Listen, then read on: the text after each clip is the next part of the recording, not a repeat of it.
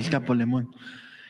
Presidenta, pues cambiando un poco el tema, en Polemón publicamos una investigación en la que revelamos que Luis Carlos Ugalde, el expresidente del IFE que avaló el fraude electoral del 2006, pues recibió más de 13 millones de pesos en contratos del PRI, del PAN y de los gobiernos panistas.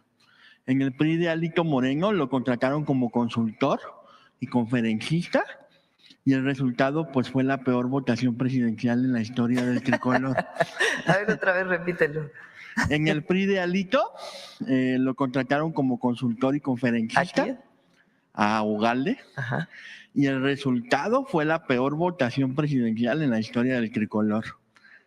En el PAN le pagaron más de 150,000 pesos por 2 charlas y casi 200,000 pesos en un organismo autónomo de Guanajuato para hablar de nearshoring, un tema pues del que obviamente no tiene nada de experiencia. En Chihuahua, el gobierno de Maru Campos le entregó más de 9 millones de pesos por una supuesta consultoría de riesgos políticos. Y pues pese a esta relación estrecha con el PRIAN, pues hoy la oposición quiere imponer a Luis Carlos Ugalde como un experto neutral en la discusión sobre la reforma electoral. ¿Qué piensa sobre esto, presidente? Pues a lo mejor podría dar una plática sobre fraudes electorales, ¿no? Sería bueno que explicara su participación y por qué el INE se negó. Que conteste esta pregunta. ¿Por qué el INE se negó a abrir todas las casillas? Cuando la gente en las calles pedía voto por voto, casilla por casilla. Entonces, él fue uno de los articuladores del fraude del 2006. Para todos los jóvenes que nos escuchan, que a lo mejor tenían 6 años en el 2006, 4 años. En el 2006, candidatos a la presidencia de la República, los principales, digamos, Andrés Manuel López Obrador, entonces no existía Morena, era por una alianza donde estaba el hoy Movimiento Ciudadano, se llamaba Convergencia, el PT y el PRD, el PAN, Calderón y PRI, Madrazo, o uno de los principales accionistas de latinos, ¿no? Conocido por haber participado en una carrera atlética, corredor que tuvo que subirse o que desapareció la mitad de la carrera y de pronto llegó a la meta. Bueno, esos eran los principales candidatos. Se viene una campaña contra Andrés Manuel López Obrador, pagada en los medios de comunicación por muchos empresarios. Andrés Manuel López Obrador, un peligro para México, con mentiras, como muchas de las de ahora. Muchas mentiras. Que aun cuando se pedía que no se pagaran estos mensajes, entonces no era ilegal, digamos, que empresarios pagaran mensajes en contra de algún candidato en los medios. Después se hizo ilegal y por eso hoy solamente son tiempos oficiales en los que puede anunciarse un candidato o candidata de algún partido.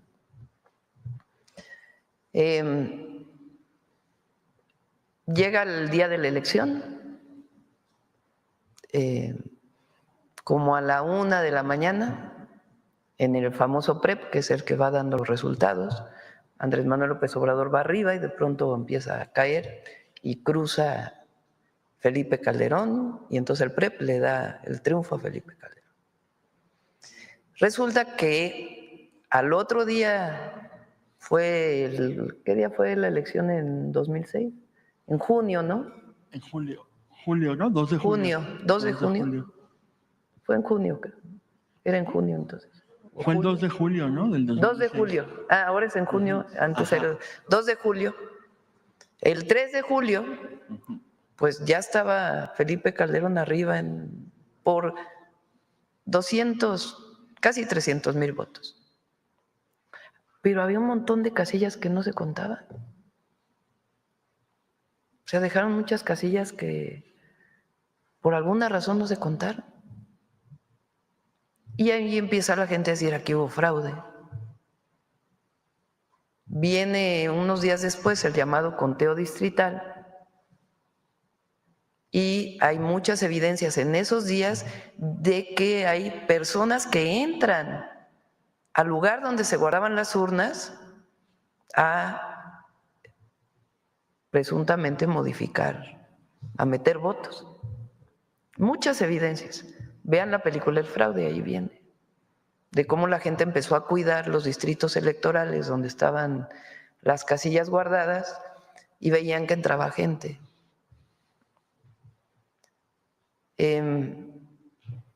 Después viene la calificación del Tribunal Electoral, así es nuestra ley.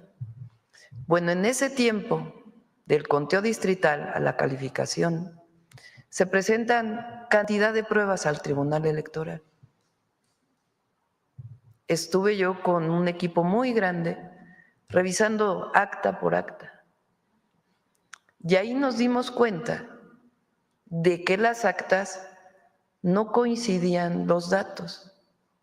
Entonces, por ejemplo, si había 300 boletas y uno contaba los votos por cada alianza, que entonces se votaba no por partido, sino por coalición.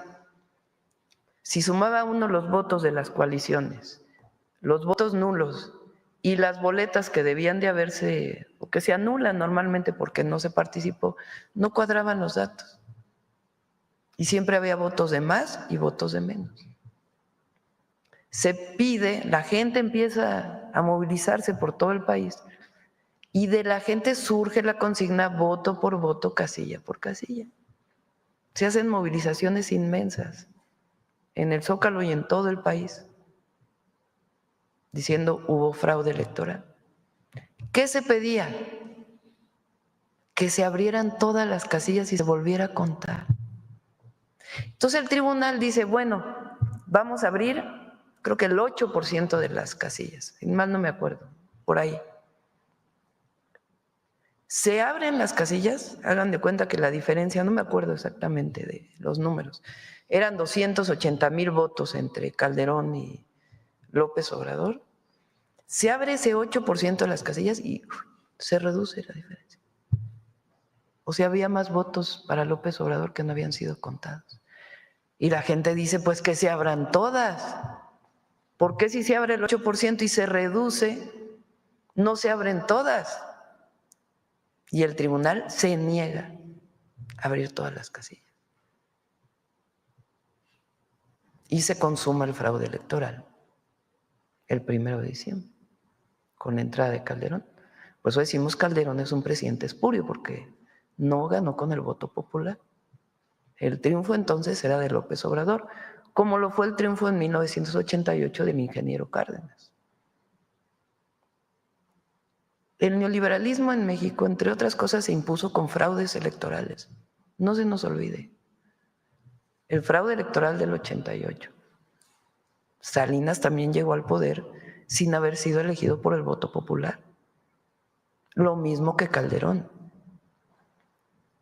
Y en el 94 con un terrible magnicidio. O sea, hay que recordar la historia. Y en el 2012 con una compra de votos masiva totalmente demostrada. ¿Quién era el presidente del Instituto Nacional Electoral en el 2006? Ugalde. Entonces, ahora resulta que él da conferencias de moral electoral. No, pues no. Por eso digo que lo inviten a platicar sobre cómo se hace un fraude electoral. Entonces a lo mejor ahí sí puede opinar. Y un poco ligado pues con el tema de presidenta, pues Covarrubias y Asociados publicó una encuesta que le otorga un 72% de aprobación, digo, a diferencia de los otros que hacían los fraudes, y señala que el 75% de los mexicanos tiene muy buena impresión de usted. Según este estudio, la ciudadanía reconoce los resultados de su gobierno y afirma que su calidad de vida ha mejorado. Estos datos, pues además, coinciden con otras encuestas y se dan en un contexto de intensas campañas de desprestigio contra usted y contra su gobierno y contra la Cuarta Transformación. ¿Considera usted, presidenta, que el pueblo de México ya no se deja engañar por la guerra sucia de la derecha? Sí, ya es muy difícil que le hagan caso a una cierta televisora que habla todo el día en contra de nosotros y algunos otros medios. Y antes era muy común que un editorial tuviera una influencia así tremenda sobre, cuando no había redes sociales, la televisión no, ni siquiera se abría opiniones diversas. Ahora ya es más plural algunas televisiones, van comentaristas que opinan distinto. Antes pues ni siquiera eso, ¿no? Ni siquiera había programas de opinión, creo. Nomás era la noticia del día, totalmente controlada, ¿no? Las épocas ahí sí de la censura total, ¿no? Entonces la gente ya se informa de muchas maneras y lo ve reflejado en su vida cotidiana. 13.5 millones de personas salieron de la pobreza. Se redujo la desigualdad. Eso no hay manera que nada lo quite. Como digo, el presidente López Obrador se quedó en el corazón del pueblo de México y ahí va a permanecer. Eso por más que los medios digan lo que quieran decir. Y en nuestro caso, pues gobernamos con los mismos principios. En este momento, pues, la presidenta es quien gobierna con su equipo el país, pero tenemos los principios que nos llevaron al movimiento de transformación a ganar en el 2018 y nunca vamos a traicionar eso.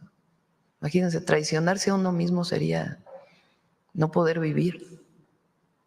La gente que se traiciona a sí misma en sus principios, sus ideas, su forma de vida, pues es la que muere con arrepentimientos, ¿no?